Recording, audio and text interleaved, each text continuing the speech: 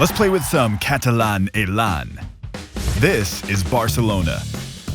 A small-sided game is a kind of scrimmage focused on developing a specific skill. In this case, it's passing, and it's inspired by one of the world's best teams. Barcelona's famous style of teamwork, often called tiki-taka, uses short, one-touch passes to maintain possession.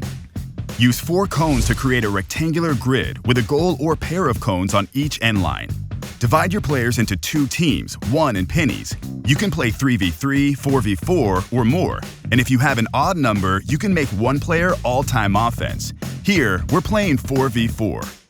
Here's how it looks. Players scrimmage without goalies.